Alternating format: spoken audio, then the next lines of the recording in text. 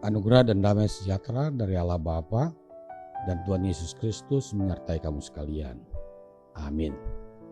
Saudara yang dikasihi Tuhan, setiap orang tua akan menyekolahkan anaknya untuk memperoleh pengetahuan yang setinggi-tingginya agar dapat memperoleh pekerjaan yang bagus di kemudian hari. Bahkan orang yang bersemangat belajar akan mencari tempat belajar yang berkualitas dan bergengsi. Jenjang demi jenjang pendidikan dilakukan untuk mencapai gelar yang lebih tinggi. Setelah mendapat pekerjaan juga mengikuti pendidikan untuk dapat jenjang lebih tinggi, jabatan yang diberikan lembaga atau tempat bekerja. Berlomba untuk belajar mencapai yang lebih baik itu baik. Tetapi apakah pembelajaran itu membuat orang semakin berintegritas dalam pekerjaannya atau mencari kekayaan yang ditawarkan dunia ini? Firman Tuhan bagi kita hari ini tertulis di surat Rasul Paulus ke jemaat Filipi pasal yang pertama ayat yang ke-9. Demikian bunyinya. Dan inilah doaku, semoga kasih-Mu melimpah dalam pengetahuan yang benar dan dalam segala macam pengertian. Demikian firman Tuhan. Saudara yang dikasihi Tuhan, Jemaat Filipi merupakan jemaat yang didirikan oleh Rasul Paulus. Hubungan jemaat ini dengan Rasul Paulus berlangsung baik. Bahkan jemaat Filipi mendukung pelayanan Paulus dengan dukungan finansial.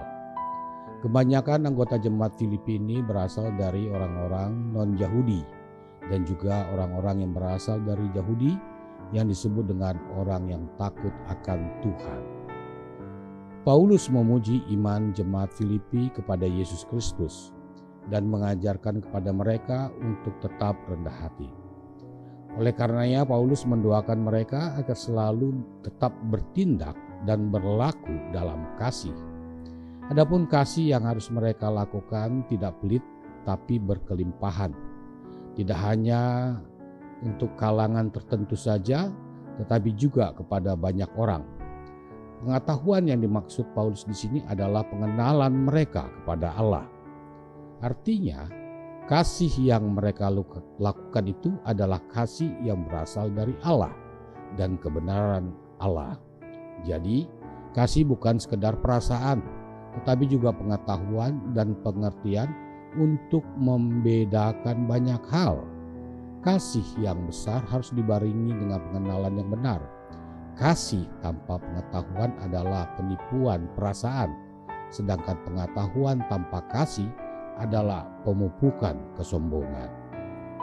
Saudara yang dikasihi Tuhan, kita mungkin pernah dengar ungkapan pilih kasih, di mana orang membeda-bedakan orang lain dengan hal pemberian. Kita kadang bersedia memberi kepada orang yang kita suka atau yang baik kepada kita. Sementara kepada orang yang tidak kita suka, maka kita sukar untuk memberi. Sementara Allah memberi hujan panas udara kepada orang yang suka memuliakan Tuhan dan juga yang membenci Allah. Inilah kasih Tuhan yang sempurna tanpa membedakan warna kulit, ras, suku, dan agama manusia. Dia memberikan hal yang sama.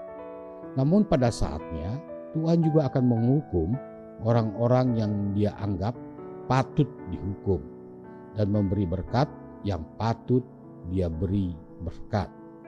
Melalui nas hari ini kita diajak untuk berlimpah kasih kepada semua orang, karena Tuhan telah melimpahkan banyak kasih kepada kita, dan juga mendoakan agar orang lain untuk berlimpah kasih kepada orang lain. Kiranya Tuhan yang Maha Kasih memberi kekuatan kepada kita untuk menyampaikan kasih-Nya ke tengah-tengah dunia ini. Tuhan memberkati. Amin.